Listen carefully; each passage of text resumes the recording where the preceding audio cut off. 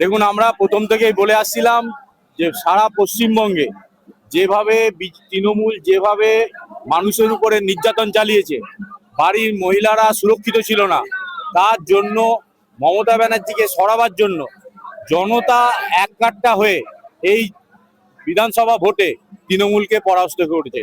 এই জয় জনগণের জয়।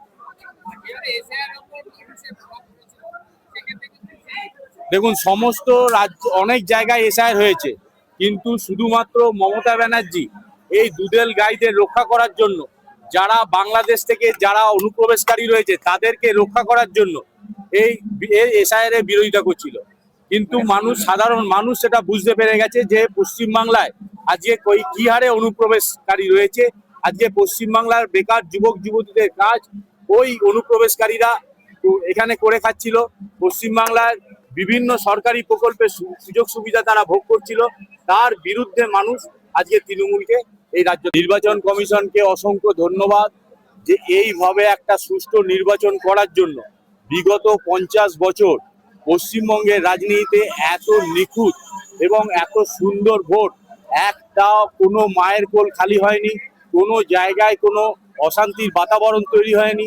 এর জন্য নির্বাচন কমিশনকে অসংখ্য ধন্যবাদ এবং নির্বাচন কমিশনের এই প্রচেষ্টার ফলে সাধারণ মানুষ ভয় ভুলে নিজেদের ভোট নিজেরা প্রয়োগ করতে পেরেছে। তৃণমূল কংগ্রেস এবং অতীতে সিপিএম মানে কমিউনিস্টরা এই সমস্ত অনুপ্রবেশকারীদের নিয়ে বুথ দখল, বুথ জ্যাম, রিগিং, ছাপ্পা এগুলো করতো।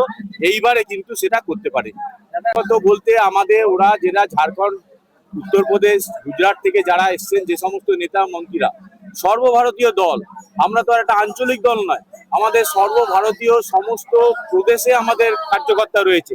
তারা আমাদের পশ্চিমবঙ্গের আজকে পশ্চিমবঙ্গে তৃণমূল যেভাবে ভৌগোলিক অবস্থান পরিবর্তন হতে চলেছিল, তার জন্য শুধু পশ্চিমবঙ্গের নয় সারা ভারতবর্ষ আজকে ভীত সন্ত্রস্ত ছিল।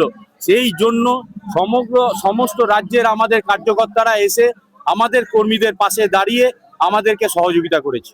দাদা, আজকে এখান থেকে বার্তা যে 2021 সালের নির্বাচনে তৃণমূল জিতে যাওয়ার পর যে অপরিসীম সন্ত্রাস বিজেপি কর্মীদের উপর করেছিল, আমার বিজেপি কর্মীদের উপর একান্ত অনুরোধ, আমরা দ্বিতীয় তৃণমূল নয়।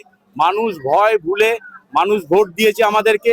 আমরা তৃণমূল দল নই, আমরা সবাইকে একসাথে নিয়ে আমরা কাজ করব এবং কোনো রকম কোনো কিছু যাতে অপ্রীতিকর ঘটনা যাতে না ঘটে, তার জন্য আমরা সর্বতোভাবে চেষ্টা করব।